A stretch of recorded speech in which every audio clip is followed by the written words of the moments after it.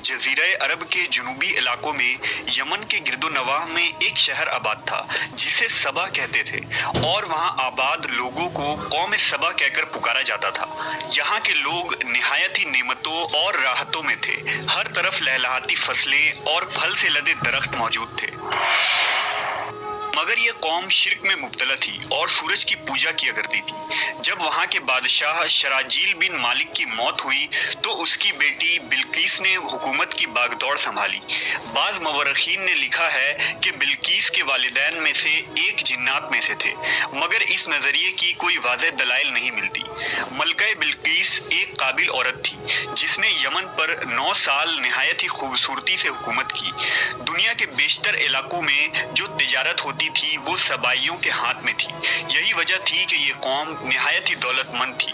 मगर ये वो जमाना था जब मशरिक से मगरिब तक एक अजीम मोहद बादशाह की ताकतवर हुकूमत और जाहो जलाल का डंका बजता था, जिसे तारीख में सुलेमान इब्न दाऊद के नाम से जाना जाता है। हजरत सुलेमान अलैहिस्सलाम की हुकूमत दुनिया के बेशतर ममालिक में थी, जिसका दारुल खिलाफा यरूशलेम शहर था। आपको हवा, जिन्नात, चरिंद परिंद और जानवरों पर हुक्मरानी अता की गई थी। एक दिन का वाकया है कि हजरत सुलेमान अलैहिस्सलाम ने दरबार लगाया तो जिन्न अंस, जानवर और परिंदे सब के सब हाजिर हुए, मगर उनका चहीता परिंदा हुदहुद गायब था। आपने पूछा हुदहुद कहाँ है? जब वो नजर न आया तो सुलेमान अलैहिस्सलाम ने फरमाया, अगर वो अपनी गैर हाजिरी की कोई मुनासिब वजह पेश न कर सका तो उसे ज़बह कर दिया जाएगा। अभी ये गुफ्तगू हो रही थी कि हुदहुद हाजिर हो गया। पूछा गया, तुम कहाँ थे? हुदहुद ने बड़े एहतराम से जवाब दिया, ए अल्लाह के पैगंबर, मैं उड़ते उड़ते एक ऐसे मुल्क पहुंच गया जहां लोग शिर्क में मुब्तला देखे। वो आग और सूरज की पूजा करते हैं। उनकी एक रानी है जिसे वो बिल्किस के नाम से पुकारते हैं। वो एक बहुत बड़े तख्त पर बैठकर हुकूमत करती है। उसके तख्त में कीमती हीरे, जवाहिरात, लाल जुमुर्द जड़े हुए हैं और उसके पास तमाम शाही सामान आराइश और नुमाइश के मौजूद हैं। हजरत सुलेमान अलैहिस्सलाम ने कहा, अगर तुम्हारी बात सच है तो मेरा खत उस मलका तक पहुंचाओ ताकि वो शिर्क से बाज आ जाए, और खत पहुंचाने के बाद वहां बैठकर सुनो कि वो क्या रद्द अमल इख्तियार करती है और फिर आकर मुझे खबर देना। हजरत सुलेमान अलैहिस्सलाम ने खत रवाना किया, जो कुछ यूं था, शुरू अल्लाह के नाम से जो बड़ा मेहरबान और रहम फरमाने वाला है। ये इज्जत वाला खत सुलेमान इब्न दाऊद की जानिब से मलका सबा बिल्किस की तरफ है। जो हिदायत की पैरवी करे उसके लिए सलामती है। मुझ पर गलबा की ख्वाहिश ना करो, मेरे मुकाबले में सरकशी इख्तियार ना करो, बल्कि फर्मा बरदार और मुती होकर मेरे पास आ जाओ। ये खत दरअसल मलका सबा और उसकी कौम की तरफ दावत इस्लाम थी। हुदूद ने ये खत ले जाकर मलका बिल्किस की गोद में गिरा दिया। मलका के दरबार में उस वक्त 300 के करीब सरदार बैठे थे। उन्होंने जब ये खत पढ़ा तो तैश में आ गए और कहा कि ये हमारी तौहीन है, हमें इसका सख्त जवाब देना चाहिए। मगर मलका बहुत समझदार थी। उसने उन्हें समझाया कि खत से पता चल रहा है कि ये कोई आम शख्स नहीं, खुदा का कोई पैगंबर है, लिहाजा हमें हिकमत से काम लेना चाहिए।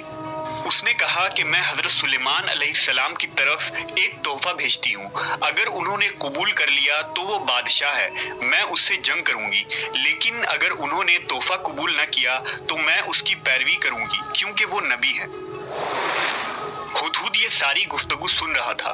उसने आकर हजरत सुलेमान अलैहिस्सलाम को सारी बात बता दी।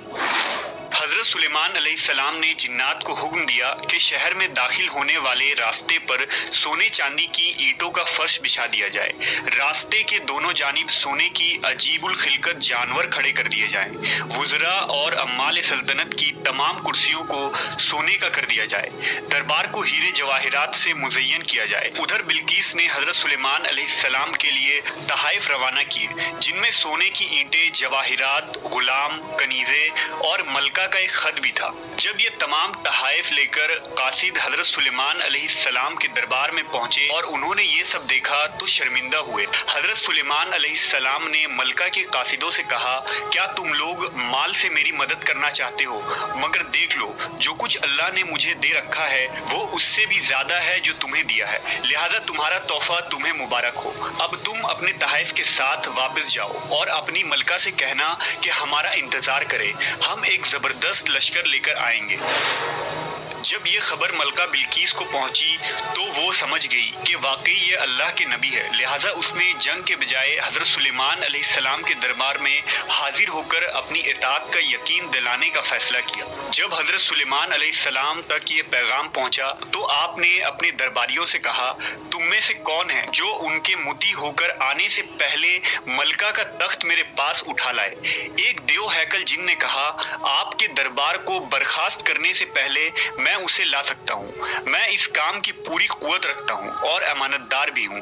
پھر ایک اور شخص جس کے پاس کتاب کا علم تھا، اس نے کہا، میں یہ تخت آپ کو آپ کے پلک جھپکنے سے قبل ہی لا دوں گا۔ پھر حضرت سلیمان علیہ السلام نے اس تخت کو اپنے پاس رکھا ہوا دیکھا تو پکار اٹھے، یہ میرے پروردگار کا فضل ہے تاکہ وہ مجھے آزمائے کہ میں شکر کرتا ہوں یا ناشکری، اور جو شکر کرتا ہے تو اس کا شکر اس کے اپنے ہی لیے مفید ہے، اور اگر کوئی ناشکری کرے تو میرا پروردگار بے نیاز ہے اور اپنی ذات میں بزرگ و برتر ہے۔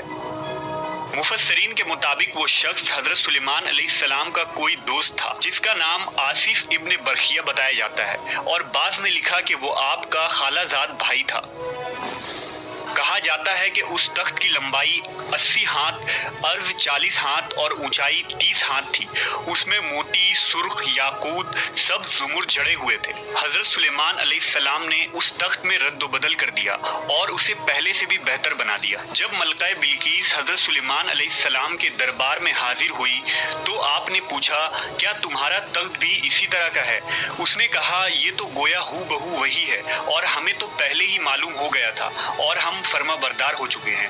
بلقیس کے آنے سے پہلے حضرت سلیمان علیہ السلام نے ایسی عمارت بنانے کا حکم دیا جس کا فرش شیشے کا ہو، نیچے پانی جاری ہو، پانی میں مچھلیاں اور دوسرے آبی جانور ہو۔ حضرت سلیمان علیہ السلام اس عمارت میں اپنے شاہی تخت پر جلوہ افروز تھے، اور شیشے کے نیچے سے پانی اپنی پوری آب و تاب سے بہہ رہا تھا، جبکہ اس کے اوپر شیشہ نظر نہیں آتا تھا۔ بلقیس کو اس محل میں لایا گیا۔